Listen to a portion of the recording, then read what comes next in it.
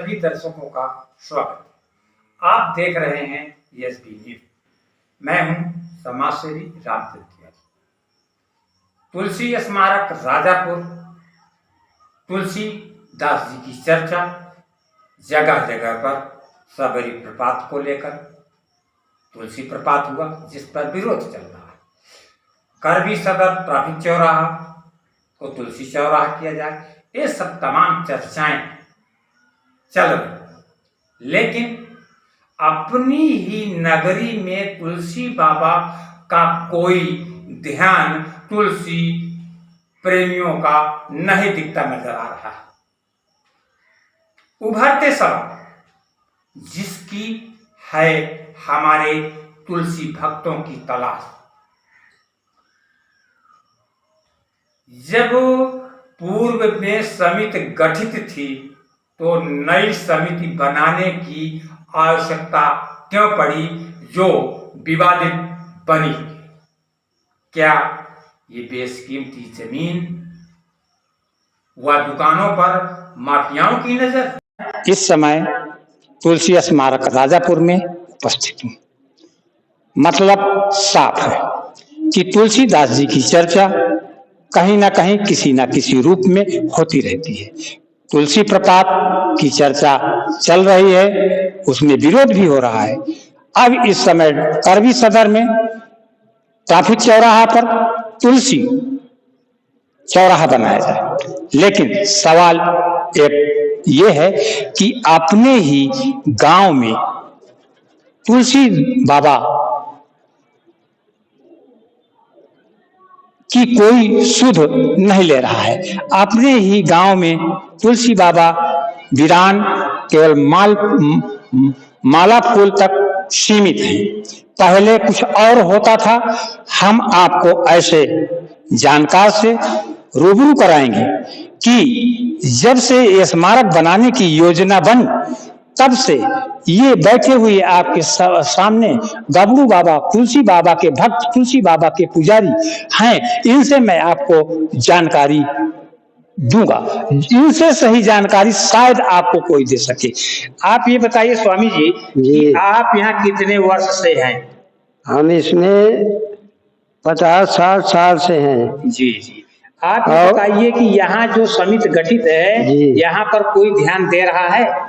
यहाँ कोई ध्यान नहीं दे रहा किसी चीज में।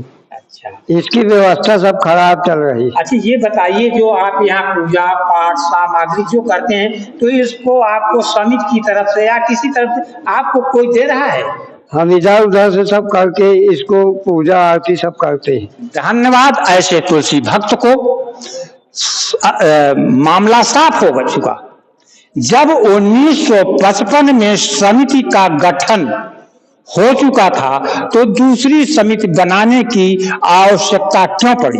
आखिर क्या इस बेशकीमती जमीन या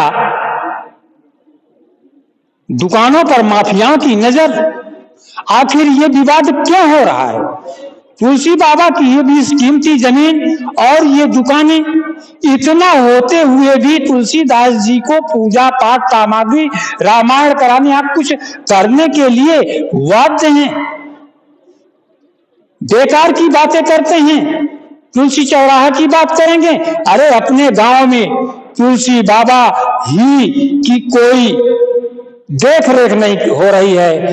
इस पर किसी का ध्यान नहीं है कि ये स्मारक सभा में पूरा टपक रहा है पानी। कहीं भी स्थान जगह खाली, इतना भव्य दिव्य स्मारक बना हुआ है कि ना तो समिति इसका पहले भी ध्यान किया और ना अब भी ध्यान किया हुआ है। अब आपको दिखा सकते हैं कि कितना जमीन फील्ड पड़ा हुआ है। एक समय पर यहाँ पर खेती होती थी, यहाँ पर दुकानें हैं, दुकानों पर लोगों की निगाह टिकी हुई है और तुलसीदास जी के नाम का ढोंग रच रहे हैं।